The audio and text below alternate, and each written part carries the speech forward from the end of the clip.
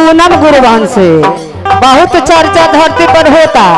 रउआ सबके बीच में जो कैमरा लागल बा ये लाइव बनता कि आज हमार दीदी बानी तो शिव चर्चा में बानी, काल के डेट में ना रही तभी कई बहुत में लौकी कि हमार दीदी शिव चर्चा में रहनी। ये से रउआ लोग के बीच में लाइव बनाए खातिर कैमरा लागल बा। ऐसे कल जाके चली मनोकामना पूरा होते रहो दीदी के।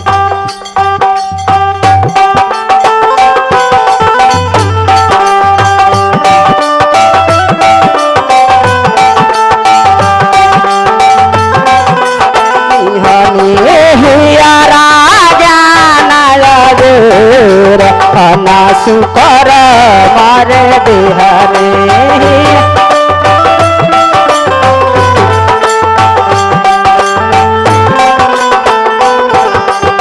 जागो जागो पापी रे मनवा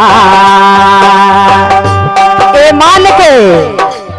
मान के जगावल जाला। हमार पापा जी बैठल बानी यहाँ के बार बार हम पैर छू के प्रणाम करें। चले हमारा गुरु भाई से भी बड़ी आशीर्वाद मिलल। चले हमने कितना आज मठिया में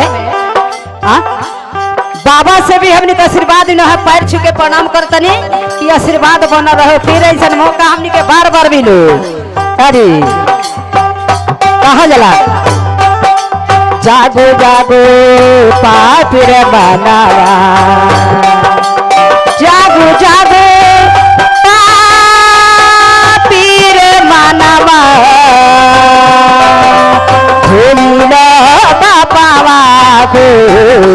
छुटी जई है महालया तरिया, छुटी जई है महालया तरिया।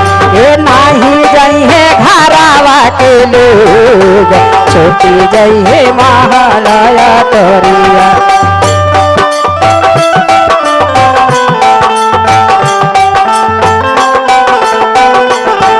ये नहीं जई है घरावा के लोग, छुट्टी जई है महालया तरिया।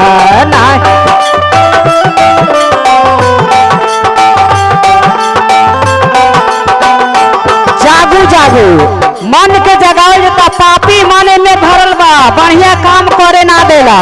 जब बढ़िया रास्ता पर जाता पापी जोर बा मन के घींची कि चल बढ़िया काम मत कर जे। ऐसे कहल जाला हमने के पहन के जगाओ जता जागो जागो पापी रे मनवा।